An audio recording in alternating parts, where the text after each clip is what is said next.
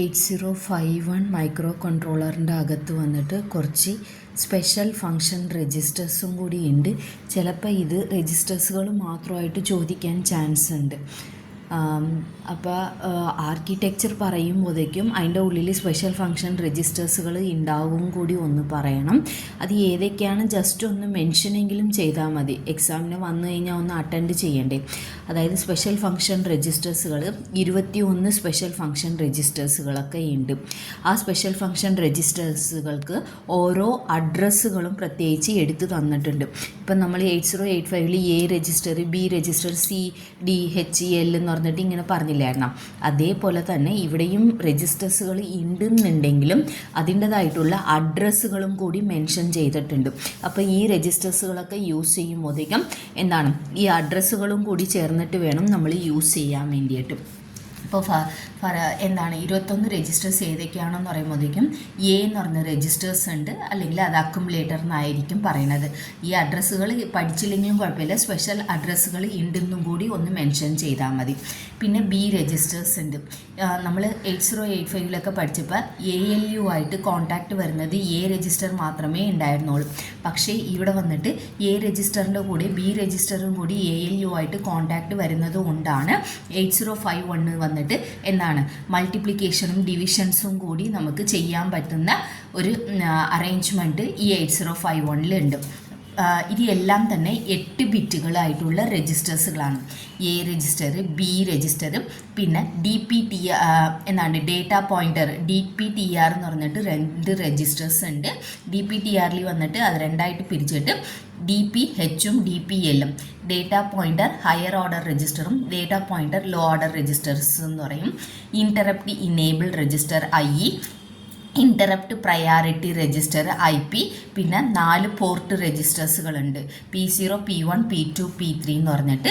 പിന്നെ power control register. Power control ഇപ്പോൾ നമ്മൾ ഫോൺ തന്നെ കുറച്ച് നേരം യൂസ് ചെയ്തില്ലെന്നുണ്ടെങ്കിൽ എന്താകും, ലൈറ്റ് വന്നിട്ട് തന്നെ വന്നിട്ട് ഓഫ് ആകൂലേ. അതെന്താണ്, പവർ സേവിങ്സിന് വേണ്ടിയിട്ടല്ലേ. അങ്ങനത്തെ ഒരു കൺട്രോൾ സിഗ്നൽസ് കൊടുക്കുന്ന ഒരു രജിസ്റ്ററാണ് പവർ കൺട്രോൾ രജിസ്റ്റർ എന്ന് പറയുന്നത്. പിന്നെ PSW programme status word register. ഇവിടെയും നമ്മൾ സ്റ്റാറ്റസ് ഫ്ലാഗ് രജിസ്റ്റേഴ്സുകളുണ്ട്. അഡീഷൻ, സബ്ട്രാക്ഷൻസ്, മൾട്ടിപ്ലിക്കേഷൻസ് ഇതൊക്കെ ചെയ്തിട്ട് ക്യാരി, ബോറോ ഒക്കെ വരത്തില്ലേ.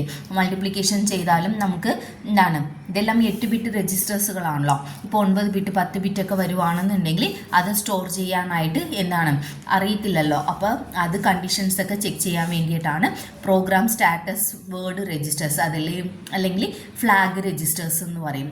പിന്നെ SCON register, serial port control register. അതായത് നമ്മൾ അയക്കുന്ന ഡേറ്റാസുകൾ സീരിയലായിട്ട് 1 by 1 ആയിട്ട് അയച്ചു കൊടുക്കണമെന്നുണ്ടെങ്കിൽ അതിനെ കൺട്രോൾ ചെയ്യുന്ന ഒരു രജിസ്റ്ററാണ്. സീരിയൽ ബഫർ രജിസ്റ്റർ, SBUF എന്ന് പറയും. സീരിയൽ പോർട്ട് ഡേറ്റ ബഫർക്ക് വേണ്ടിയിട്ടുള്ളതാണ്. പിന്നെ സ്റ്റാക്ക് പോയിൻ്റർ വന്നിട്ട് ഇൻറ്ററപ്റ്റോട് റിലേറ്റഡ് ആയിട്ടുള്ള രജിസ്റ്റേഴ്സാണ്. ഇൻറ്ററപ്റ്റ് സിഗ്നൽ വരുമ്പോഴേക്കും നമ്മളുടെ മെയിൻ പ്രോഗ്രാമിൻ്റെ ഡേറ്റാസുകളെ മെമ്മറിയിൽ സ്റ്റോർ ചെയ്യാൻ വേണ്ടിയിട്ട് യൂസ് ചെയ്യുന്ന ഒരു രജിസ്റ്ററാണ് സ്റ്റാക്ക് പോയിൻ്റർ രജിസ്റ്റർ എന്ന് പറയുന്നത്. പിന്നെ ടൈമർ മോഡ് രജിസ്റ്റർ എന്ന് പറഞ്ഞിട്ടുണ്ട്. അത് ടൈമർ കൗണ്ടർ മോഡ് കൺട്രോൾ രജിസ്റ്റേഴ്സായിട്ട് വർക്ക് ആകുന്നതാവും. പിന്നെ ടൈമർ കൗണ്ടർ കൺട്രോൾ രജിസ്റ്റേഴ്സ് എന്നുണ്ട്. ഇത് ടൈമർ കൗണ്ടർ മോഡ് ആണ്, ഇത് ടൈമർ കൺട്രോൾ ആണ്. അടുത്തത് 2 ടൈമേഴ്സ് ഉണ്ടാവും എന്ന് പറഞ്ഞില്ലേ 16 ബിറ്റ് ടൈമേഴ്സ്. അത് 8 ആയിട്ട് പിരിച്ചു വെച്ചിട്ടുണ്ട്. TL0, TH0, അതായത് ടൈമർ 0വും ടൈമർ 0 ലോ ഓർഡറും ഹയർ ഓർഡറും.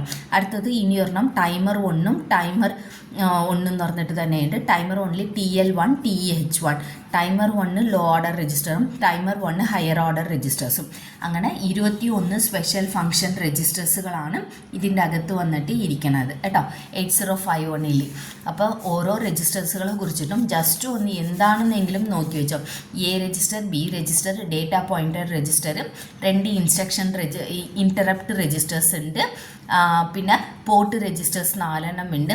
പവർ കൺട്രോൾക്ക് വേണ്ടിയിട്ട് ഒരു രജിസ്റ്റർ, പിന്നെ ഫ്ലാഗ് രജിസ്റ്ററായിട്ട് പ്രോഗ്രാം സ്റ്റാറ്റസ് വേർഡ്, പിന്നെ സീരിയൽക്ക് വേണ്ടിയിട്ട് എസ്കോൺ രജിസ്റ്ററും SBUF രജിസ്റ്ററും, പിന്നെ ഇൻറ്ററപ്റ്റ് റിലേറ്റഡ് ആയിട്ടുള്ള സ്റ്റാക്ക് പോയിൻ്റർ രജിസ്റ്റർ, പിന്നെ ടൈമറായിട്ട് വരുന്ന T mode register, TCON register, പിന്നെ TL0, TH0, TL1, TH1 ഇതെല്ലാം തന്നെ 8 ബിറ്റ് രജിസ്റ്റേഴ്സുകളായിട്ടാണ് യൂസ് ചെയ്യുന്നതെന്നും കൂടി പറയാം. ഇതിനെയൊക്കെ എന്താണ് സ്പെഷ്യലായിട്ടുള്ള അഡ്രസ്സുകൾ ഉണ്ടാകും. ഈ അഡ്രസ്സുകൾ യൂസ് ചെയ്യണം. ഈ രജിസ്റ്റേഴ്സുകളൊക്കെ യൂസ് ചെയ്യുമ്പോഴേക്കും ഈ അഡ്രസ്സുകൾ യൂസ് ചെയ്തിട്ട് വേണം നമ്മൾ പ്രോഗ്രാം വന്നിട്ട് ചെയ്യാൻ വേണ്ടിയിട്ട് കേട്ടോ. അപ്പോൾ ഇത് സ്പെഷ്യൽ ഫംഗ്ഷൻ രജിസ്റ്ററായിട്ട് 8051 വരുന്നതാണ്. അപ്പോൾ ശരിക്കും ഇതിൻ്റെ ആർക്കിടെക്ചർ എന്ന് പറഞ്ഞു കഴിഞ്ഞെങ്കിൽ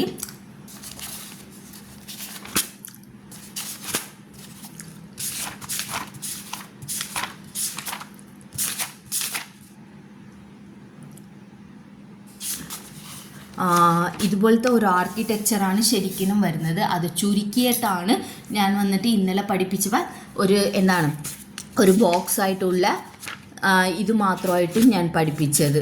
അതായത് ഇങ്ങനെ ഒരു ബോക്സ് മാത്രമായിട്ടുള്ള ഒരു ഇതായിട്ട് പഠിപ്പിച്ചത് കേട്ടോ. 4 പോർട്ടുകൾ ഉണ്ടാകും, അങ്ങനെയൊക്കെ കാണിച്ചു കൊടുത്തത്.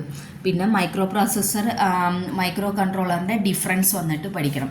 പ്രോസസ്സറിൽ എന്തായിരുന്നു നമ്മളുടെ ALU രജിസ്റ്റർ ടൈമിംഗ് കൺട്രോൾ മാത്രമേ ഉണ്ടായിരുന്നുള്ളൂ. പക്ഷെ അതിനകത്ത് മെമ്മറി ഇൻപുട്ട് ഔട്ട്പുട്ട് പോർട്ടുകളൊന്നും ഇല്ല. പക്ഷെ മൈക്രോ കൺട്രോളറിൽ അതും കൂടി എല്ലാം ചേർന്നിട്ടുണ്ടാവും. ചിലതിൽ ADC DAC കൂടി ഉണ്ടാവും എന്നുകൂടി പറയാം. അടുത്തത് മൈക്രോ പ്രോസസ്സർ വന്നിട്ട് അപ്പോൾ ഡേറ്റ ട്രാൻസ്ഫർ ചെയ്യാൻ വേണ്ടിയിട്ട് കുറേ ഇൻസ്ട്രക്ഷൻസുകൾ വേണ്ടി വരും.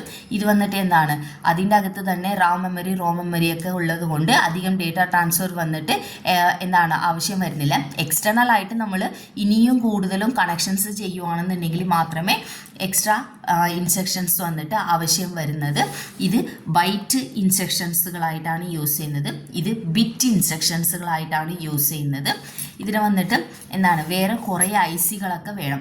മെമ്മറിക്ക് വേണ്ടിയിട്ട് സെപ്പറേറ്റ് IC വേണം, IO ഡിവൈസസ്ക്ക് സെപ്പറേറ്റ് IC വേണം, ADC ചെയ്യണമെന്നുണ്ടെങ്കിൽ സെപ്പറേറ്റ് IC വേണം. അതുകൊണ്ട് ലാർജ് സ്പേസും ഓക്കുപൈ ചെയ്യും, കോസ്റ്റ്ലിയുമാണ്. പക്ഷേ ഇതിൻ്റെ അകത്ത് വന്നിട്ട് എല്ലാ കോമ്പണൻസുകളും ഒരു ICയുടെ തന്നെയാണ് ഉള്ളത് കൊണ്ട് നമുക്ക് ചെറിയ സ്പേസ് മതി, കാശും വന്നിട്ട് കുറവായിരിക്കും. ഇത് വന്നിട്ട് ജനറൽ പർപ്പസ് ആപ്ലിക്കേഷൻസ് കണ്ട് യൂസ് ചെയ്യും. മൈക്രോ കൺട്രോളർ വന്നിട്ട് പർട്ടിക്കുലർ ആയിട്ടുള്ള ആപ്ലിക്കേഷൻസ് ചെയ്യാൻ വേണ്ടിയിട്ട് നമ്മൾ യൂസ് ചെയ്യും. അങ്ങനെ ഡിഫറൻസും കൂടി ഒന്ന് പഠിച്ചെടുക്കണം കേട്ടോ.